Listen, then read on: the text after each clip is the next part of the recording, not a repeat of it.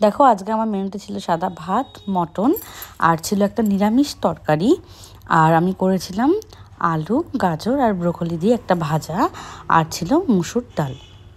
তো শালিনী গদাই আমাদের বাড়িতে আসছিল, তো তার জন্য দেখো দুপুরে সমস্ত রান্না রেডি করা হয়েছে।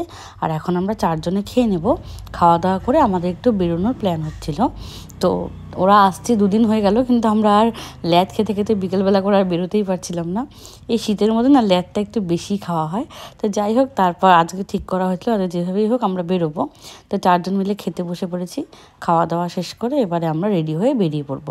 সেরকম কোথাও যাওয়ার প্ল্যান ছিল না, এই যে টুকটাক কিছু খাওয়া দাওয়া করবো, একটু বসবো, আড্ডা মারবো কোথাও একটা, বাস এইটুকুই। তো বন্ধুবান্ধব থাকলে তো ওটাই মেন হয়ে যায় না, আড্ডা মারাটা। তো ঘরে বসেও আড্ডা মারা যায়, তো বাইরের ওয়েদারে একটা আড্ডা মারার মজাই আলাদা থাকে। তো সেই জন্য আমরা চারজন মিলে এখন রেডি হয়ে বেরিয়ে পড়লাম।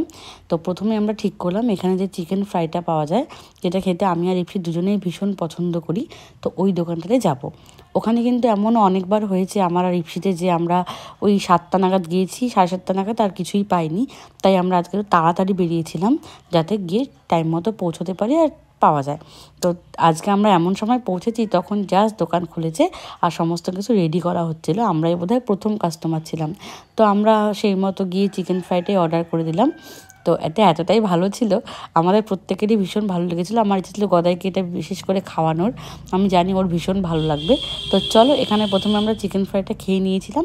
তো তারপর আমরা আবার চিকেন ফ্রাই প্যাক করে নিয়েছিলাম। আমরা ঠিক করলাম যে রাজবাড়িতে বসে আমরা আবার চিকেন ফ্রাইটা খাবো ওখানে গিয়ে। তো সেই জন্য আমরা ওখানে 1 পিস করে খেয়ে আবার প্যাক করে নিয়েছিলাম। দুটো, চারজন হাফ হাফ করে খেয়েছিলাম, কারণ বেশি খেলে আবার রাতের বেলা খেতে পারবো না। তো চলো, এখন আমরা পৌঁছে গেছি রাজবাড়িতে। তা এখন এখানে পৌঁছে আমরা একটু সময় ধরে আড্ডা মেরেছিলাম আর এখানে চিকেন ফ্রাইটা খেয়েছিলাম। বেশ কিন্তু অন্যরকম লাগছিল, তো আনন্দ হচ্ছিলো, মজা লাগছিলো ভীষণ। বেশিক্ষণ সময় আমরা এখানে বসিনি, ওই 1 ঘন্টা মতো ছিলাম। তো তোমরাও যারা জলপাইগুড়িতে আসবে, তোমরা কিন্তু অবশ্যই চিকেন ফ্রাইটা ট্রাই করো। এটা কিন্তু পাওয়া যায় হলো ওই পোস্ট অফিস মোড়টা যে আছে ওই জায়গাটা, মানে এফডিআই স্কুলের, এফডিআই স্কুল যদি হাতের ডান দিক চলে যায়, হাতের বাঁ দিকে যে পেছন দিকটা, সেই সাইডটাতে কিন্তু এটা বসে।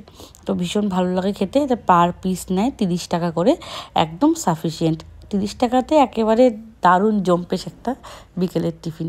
তো ভীষণ ভালো লাগে এটা খেতে। তো চলো, এখন আমরা খেয়ে নিই আর তারপর দেখা হচ্ছে নেক্সট আমরা এখান থেকে কোথায় গিয়েছি।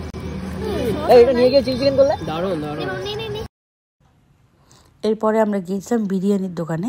তো আজকের ট্রিটটা গদাইয়ের তরফ থেকে ছিল। তো আমি, ইপসিত আর গদাই আমরা 3জন নিয়েছিলাম চিকেন বিরিয়ানি। এই দোকানের বিরিয়ানিটাও আমার বেশ ভালো লাগে। এটা শান্তিপাড়া বাস স্ট্যান্ডের কাছে একটা জায়গা বিরিয়ানি হাউস আছে, তো ওখান থেকে বিরিয়ানিটা নেওয়া হয়েছিল। তোমাদেরকে আমি শেষে দোকানের নামটাও দেখিয়ে দিচ্ছি। এখানকার বিরিয়ানিটা কিন্তু খেতে ভীষণ ভালো হয়, তো আমি এখানকার বিরিয়ানিটা সবসময় প্রেফার করি। তো এখান থেকে বিরিয়ানি নেওয়া হয়েছিল 3 জনের জন্য 3টা।